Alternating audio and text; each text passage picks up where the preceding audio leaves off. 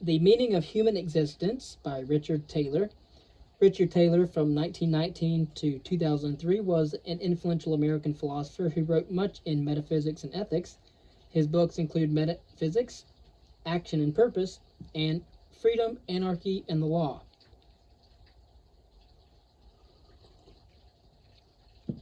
Arthur Schopenhauer, in a comment on human existence that is somber even for this philosopher, wrote, quote, "It is really incredible how meaningless and void of significance when looked at from without, how dull and unenlightened by intellect when felt from within, is the course of the life of the great majority of men. It is a weary longing and a complaining, a dreamlike staggering through the 4 ages of life to death, accompanied by a series of trivial thoughts. Such men are like clockwork, which is wound up and goes it knows not why. And every time a man is begotten and born, the clock of human life is wound up anew, to repeat the same old piece it has played innumerable times before, passage after passage, measure after measure, with insignificant variations. Every individual, every human being in his course of life is but another short dream of the endless spirit of nature, of the persistent will to live, is only another fleeting form which it carelessly stretches on its infinite page, space and time, allows to remain for a time so short that it vanishes into nothing in comparison with these, and then obliterates to make new room. And yet here lies the serious side of life. Every one of these fleeting forms, these empty fancies, must be paid for by the whole will to live, and all its activity, with many and deep sufferings, and finally with a bitter death, long feared and coming at last. This is why the sight of a corpse makes us suddenly so serious." End quote.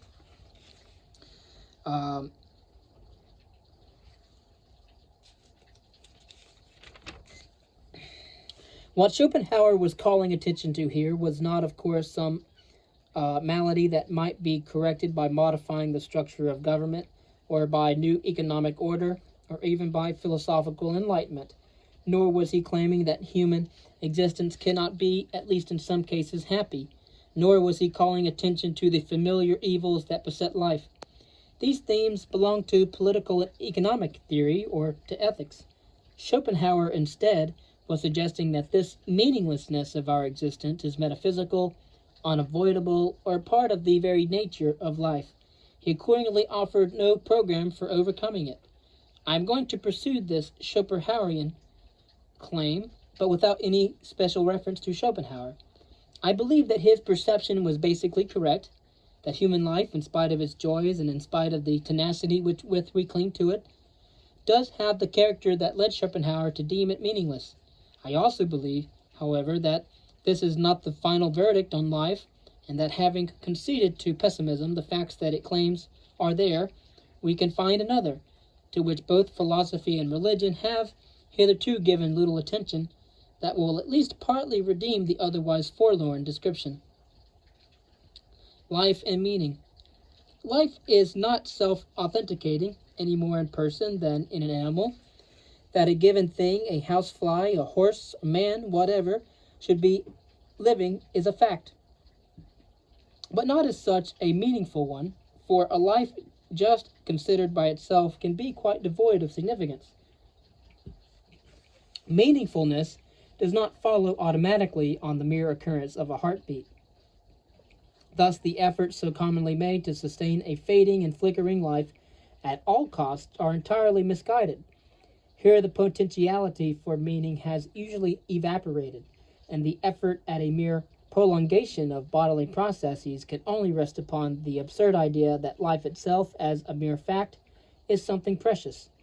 The life of a breathing but comatose and dying person has no more value than does that of an expiring insect. Its meaning is gone, and more important, its potentiality of achieving meaning is gone.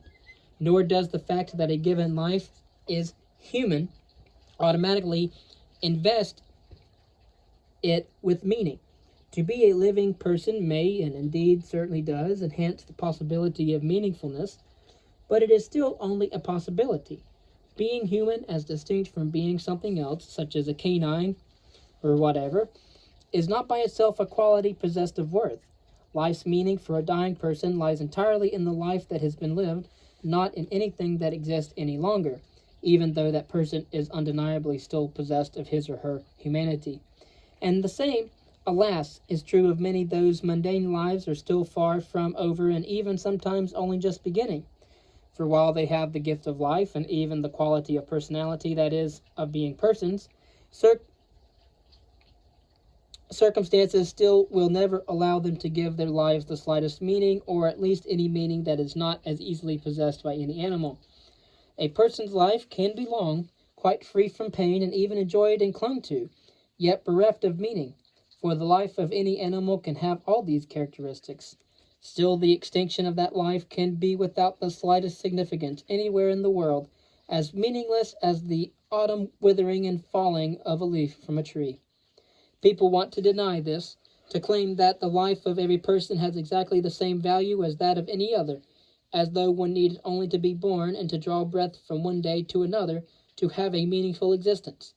There is a challenge in the claim that a person's life can be meaningless, the challenge, namely, to make it otherwise, and not everyone feels that he or she can rise to it. Indeed, rather few persons have a very clear idea of what they would need to do to meet that challenge. They accordingly reject the challenge by declaring, in effect, that it has already been met by the simple expedient of being born and continuing to draw breath.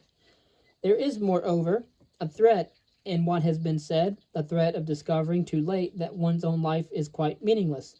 We can all recognize the utter insignificance in the fact that a leaf withers and falls from a tree, or that a housefly perishes. It is not so easy to view our own existence in the same light, to think of our own decay as the culmination of a life that never had any significance to begin with. Our conceit forbids it. Thus we are tempted to say in desperation that every individual's life is meaningful to him or to her, quite regardless of any other consideration, thinking that we have thereby made some sort of point.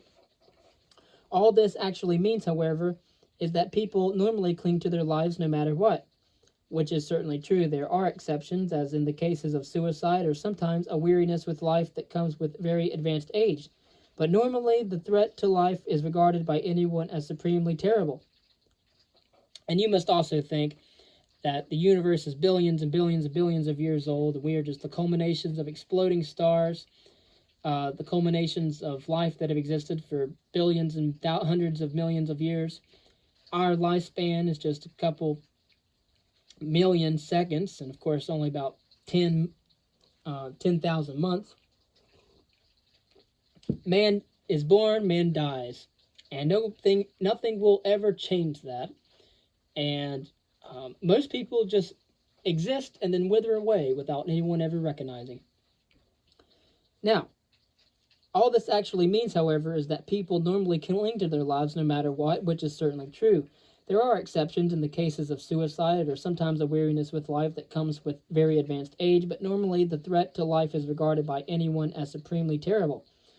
Who can, on reflection, suppose, however, that one's own or any other life can be made meaningful just by the fact of being clung to? This anxious concern for one's own being might be, and in fact clearly is, quite blind, that is, without any rational conviction of life's worth. Even animals flee from danger and try with their most desperate efforts to ward off every threat to their existence. No one can suppose that this is because they have chosen to, after rationally balancing life's goods and evils. They still cling to life even when the balance seems clearly tipped in favor of evil, for they do so from blind impulse. And it is no different in the case of a person. One may claim, if one likes, that in our case the blessings of life do greatly outweigh its evils, which certainly seems doubtful, but whether this is true or not, it is irrelevant. For a person normally clings to existence with the same tenacity as an animal, even without balancing these things or making any rational choice at all. Like any animal, a person's cravings for existence, sometimes called an instinct for self-preservation, is the blindest, least enlightened craving there is. The most worthless things are sometimes desperately sought and grasped. Indeed, actual evils, even things destructive of what one cherishes most deeply, are sometimes fervently sought and held in ignorance of their true nature, perhaps not, but clung to nonetheless. Nothing, accordingly can be made good or significant just by the fact of its being thus fervently grasped, and to say that every person's life is meaningful to that person, meaning only that every person does cling to it, is really to say nothing at all to the point. The image of meaninglessness. We need then to get before us some clear idea of meaningfulness to avoid entanglement in epigrams having to do with human worth and the quality of personality that are nothing more than slogans. And the best way to do this will be by creating a picture of meaninglessness. Thus, if we can portray a kind of existence that is clearly meaningless and then see just what makes it so, we can certainly give content to the claim that human life is meaningless. For we can say that it is such to just the extent that it resembles that picture. And then we can proceed to say what a meaningful existence would be, for life will, by these criteria, be meaningful just to the extent that these ingredients of meaninglessness are abolished. By going about things in this way, we will, it is hoped, avoid the kind of banality that characterizes so much of the discussions of questions such as these. We will not, for example, think of meaningful existence in terms of the mere attainment of ambitious goals, for if those should happen to be of only illusory value, then whatever meaning they would appear to give to one's life would be no less illusory. Probably no clearer image of meaninglessness can be found in literature than in the ancient myth of Sisyphus. And this myth of Sisyphus was written a new modern version by Camus. No, not Camus, but I think it was Camus.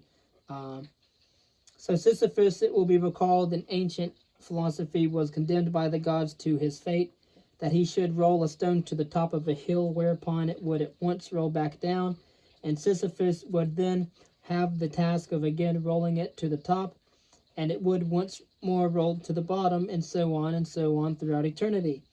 This myth has always haunted men like a bad dream that we cannot awaken from. We are moved by pity for the condemned Sisyphus, yet that is not all of it. There is something deeper to it than suffering. We are struck by both the stupidity of what he is doing, moving a stone, the commonest and least worthwhile object on the face of the earth, and by his inability ever to stop.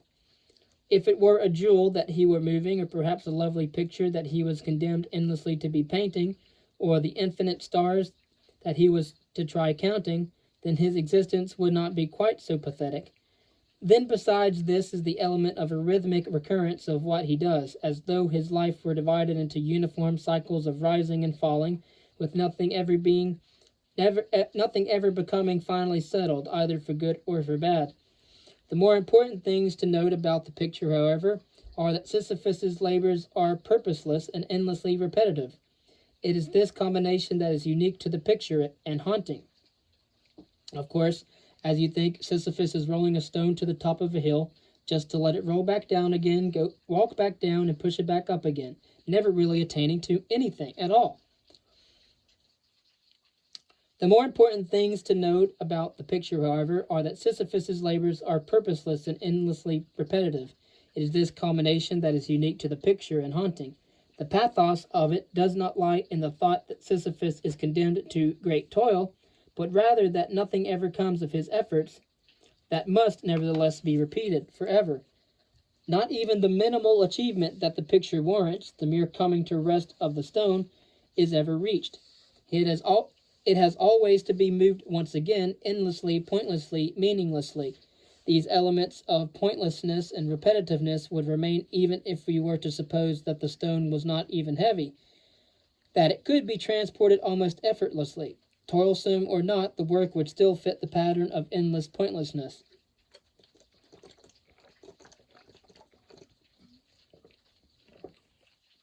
But we need not go to mythology or even to fiction to find exactly the same image. There is, for example, a convent in Quebec in which the following scene is enacted every day. About a dozen nuns enter a barren room and stand in a circle, chant prayers in Latin and in perfect unison for several hours. Having finished, they are replaced by another similar group of nuns who do exactly the same thing for several hours, these to be replaced by still another group. Thus does the chant rise from this break and this bleak and dreary room without variation, day after day and year after year, unendingly. The nuns who participate in this repetitive ritual have no other life. They are either in their places chanting in unison or resting to resume exactly that behavior when their turn comes around again, very shortly. They go on and off in shifts. Nightfall brings no rest, nor do any holy days, nor does anything whatsoever, except ultimately, of course, death. But even then, a replacement trained for the role steps into it. The prayers chanted, being in Latin and delivered in a fixed and highly ritualized manner, are virtually meaningless to any hearer, aesthetically worthless, and probably without meaning any longer to the nuns who pronounce them. Here in the life of such a nun is precisely the image contained in the myth of Sisyphus. Nothing ever gets completed, for a prayer is uttered at length and at considerable speed, only to be commenced again from the same beginning as before. Nor does anything count as bringing the agent of this labor closer to achieving her purpose, for that purpose simply is to repeat over and over what has already been done over and over. Consider now another picture, an imaginative one this time, but sufficiently like what is in common to be recognizable. Imagine that is a man totally innocent of any wrongdoing, who is nevertheless, by an appalling miscarriage of justice, condemned to a lifetime of hard labor. Suppose further that his sentence is beyond appeal and irrevocable, and beyond all hope of mitigation. And suppose further that the labor contrived for him to engage all his remaining days is this, that he shall start by digging an immense hole in the barren prison yard, this to occupy him for an entire day.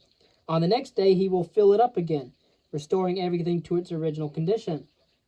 Then on the day after that he will dig another huge hole, this one to be filled up again like the first, on the day following, and so on, for every day he shall be bending his back to the shovel, either in creating a large hole in the ground, or in refilling the very such hole that he made the day before. This work to continue without rest or modification through every day of his life. Thus, looking back at the end of his life to assess his life's work, he will find that it consists either of a large and meaningless hole in the ground, or of a hole just filled in, nothing more. The resemblance of this picture to the image of Sisyphus or of the chanting nuns is obvious. The element of meaninglessness is similarly obvious in all three pictures, and that element is not simply that of gross injustice or toil or frustration or pain or hope dashed, even though all these things are clearly contained in the pictures. It is not hard, for example, to find instances of injustice that, however evil, do not convert the lives of their victims to meaninglessness. And it is similarly not hard, and in fact very easy, to find in typical life examples of lifelong toil more than what has been portrayed here. Yet lives in which such toil is an ingredient are not thereby made meaningless. Indeed, the most seemingly meaningful lives may sometimes be the hardest in terms of the sheer work that is exacted from their possessors. Similarly, the pictures we have before us, though they are obviously not portrayals of pleasure, are also not strong images of pain either.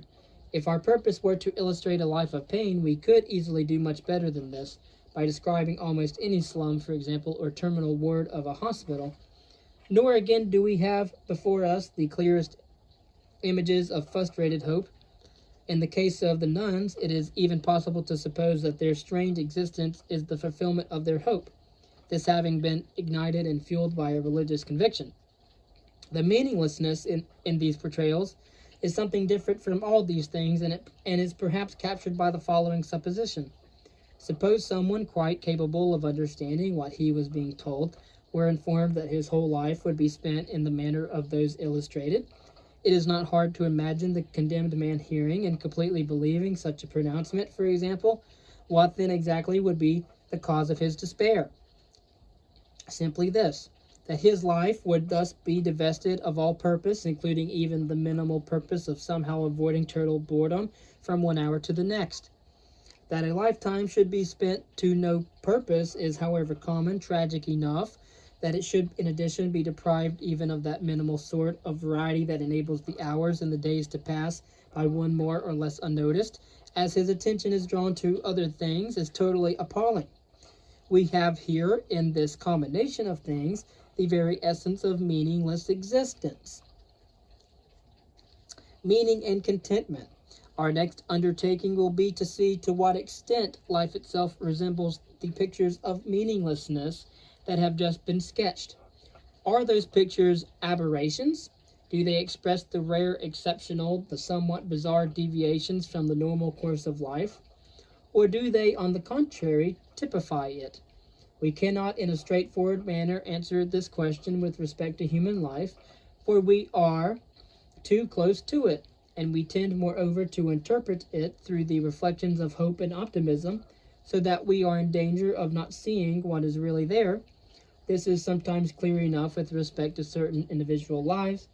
Thus we sometimes see someone whose life so perfectly resembles the pictures just drawn, and is so patently without meaning that this verdict is forced upon us, yet that very individual may rejoice in his or her meaningless existence. Consider, for example, the employee of the slaughterhouse, whose life work is to wield a huge sledgehammer against the skulls of beef cattle as they are conveyed before him, hanging terrified by their hind legs, one after another in a steady procession for a full working day, day in and day out, through the weeks, years, through the major part of a lifetime. The work goes on, blow after blow after blow, never varying. Of course, this portrayal is revolting and filled with horror, but that is not the point. The agent of this endless infliction of suffering and death has long since ceased to be troubled by the nature of his work. Like anyone else, he delights day after the day's work in playing with his dog or his kitten, putting his children to bed, listening to soft music, or whatever he enjoys. And that is just the point, namely that he rejoices in life in spite of its meaninglessness, and it is especially at this point that one must suppress the impulse to say, then how can anyone say that his life is without meaning?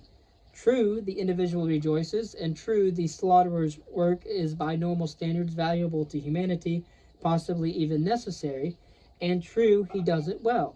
Yet it would be difficult to find a life that more exactly resembles these pictures of meaninglessness, so the lesson that should be drawn is not that a life that is lived with contentment is by virtue of that fact made meaningful, but rather that even a meaningless life can be filled with contentment.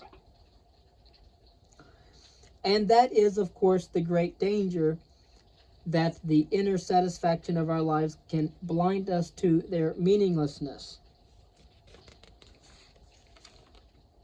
We may all be like the slaughterer, not in the sense that our lives are lived in the ambience of horror and death, but in the sense that they are ultimately without meaning, and that we are blinded to this by our inner satisfaction.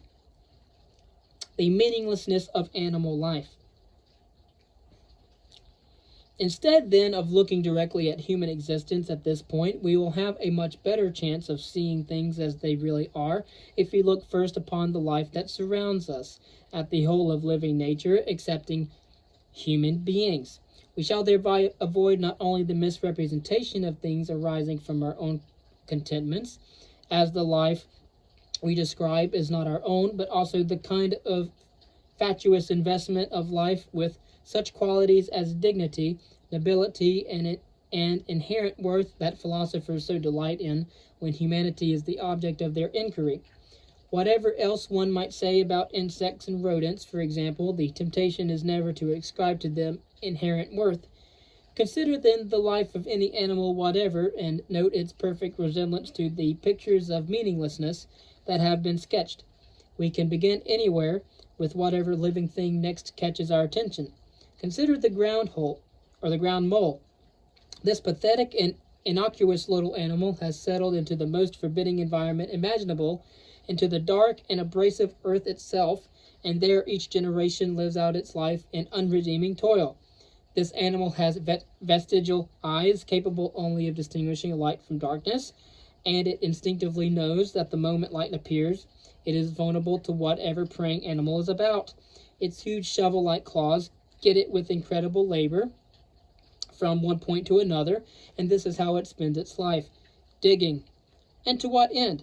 Only that it may find a worm or a grub that will nourish it and give it strength to dig farther to yet another worm or grub, and then on to still another, day after day, endlessly. The resemblance to Sisyphus is perfect. And is there no further purpose to all this? There is, of course, but that is where the irony of this animal's existence becomes complete. For its purpose is simply and solely to beget others exactly like itself, and having exactly the same destiny, to inch along through the hard ground in search of a worm, and then another, and another, throughout its entire life. Nothing ever comes of this pointless endeavor except more pointless endeavor that is its exact replication. This animal epitomizes all animal life. An insect spends its whole existence feeding for no other end than that another generation of insects may do the same again. Sometimes the preparations for this are staggering, as in the case of the 17-year locust. It is so called because this animal spends that great period of time burrowing deep in the darkness of the earth, only then finally to emerge into the light of day, spend a few days in the sun, and lay eggs, just so that this long and meaningless cycle can begin once more, to be repeated again and again, endlessly. The bee that emerges today is no different from the one that took wing 10 million years ago. And its destiny is no different. It toils only that others exactly like it may do exactly the same for another million years, then a million more, and indeed forever. The birds that move north and south, back and forth with the cycles of the seasons, often over unbelievable distances, do so only that the same pointless behavior will be repeated again and again. At no point is a signal ever given to stop. At no point can one find that even the slightest beginning has been made in anything at all, beyond the sheer perpetuation of repetitive toil. What one wants to ask, is it all for? And the answer is perfectly obvious. It is all for nothing. It just goes on and on to no end whatever. Do we then find ourselves at a new level when we move from animal to human existence? Can we accept the obvious meaninglessness of all the life that surrounds us, assured that our lives are essentially different, that there is some unique meaning to human life that is denied to everything else? Most people simply take for granted that there is, without feeling the least need to support that conviction. They assume that a human life is precious just because it is human, and that no matter how closely its pattern may resemble the pictures of meaninglessness we have drawn, we are nevertheless spared the obvious inference.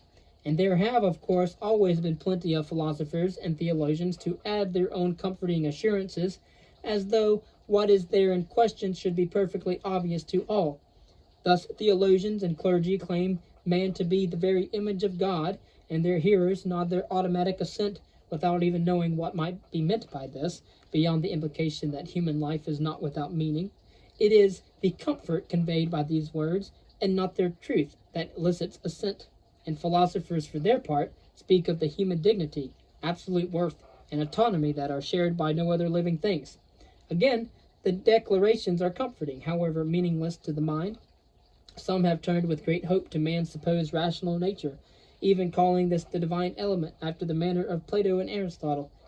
Thus are philosophers able to join with the theologians and to speak with one voice of man's kinship with God, utterly oblivious to the obscurity of this fond idea, and equally oblivious to our most manifest kinship with the whole of living nature. It is all very well to proclaim that human nature has some unique value and meaning, that we have reason, but to give that declaration credibility, one must somehow show that human life is not like the image of meaninglessness that we have before us. And that is not an easy thing to do, for if we actually look at mankind, at human history, or at the typical life of an individual, what we find is every ingredient of meaninglessness that was carefully inserted into the pictures of Sisyphus, the nuns, or the hole-digging convict. Schopenhauer's description is apt. Our lives are lived out like clockwork, accompanied by trivial thoughts and impulses. Their whole meaning, by whatever lofty words we may choose to describe it, appears to arise solely from the intensity with which we cling to this clockwork existence, forever vainly supposing that what seems to be of the very essence of life is instead some sort of accident, a temporary aberration that will surely disappear in another day or so. We are like aging parents who nourish the hope that their child, long since lost, is still living after all and will come back any day, or someone who still lives in the fantasy of a love long dead, imagining that it will now be revived and go on as before, yet inwardly knowing that it really is dead. We hope that the banality of our lives and the preciousness of our satisfactions will at any moment be converted to lasting triumphs, and that we will be able to say finally that it really was worth it after all. But inwardly we know better. We partially conceal the truth even from ourselves in order not to overwhelm hope. And in this we are again assisted by philosophers who declare that our very humanity is enough to make our existence utterly good and meaningful. We need not, they say, in effect, look any further. What we seek has already been conferred. It is a pleasant notion. It may even be a necessary one, once the alternatives are seriously considered. Consider the life of any individual person, someone who says with the utmost sincerity that he or she is happy, someone filled with the zest for life, for the question is not whether anyone is happy, but rather human existence in an individual or the race as a whole has any meaning. We find that each day simply duplicates the one that went before, with only insignificant variations. The person you meet after a year is the same, doing what he or she was doing then, responding to the same things in the same ways, saying much of the same things, and thinking much of the same things, most of them unworthy of thought to begin with. Hardly a thing has changed. A child has been born, a business venture undertaken, some purchases made, a trip completed, a few games watched or played, all about the same as the year before and the year forthcoming. And what, besides the pleasure of the moment, or more likely the momentary escape from boredom, is the purpose of it all? Really, is it anything beyond the accumulation of possessions? The similarity to Sisyphus is still inescapable, as is the similarity to the nuns, who simply add one meaningless chant to another, the total swelling, but never being anything but more of the same.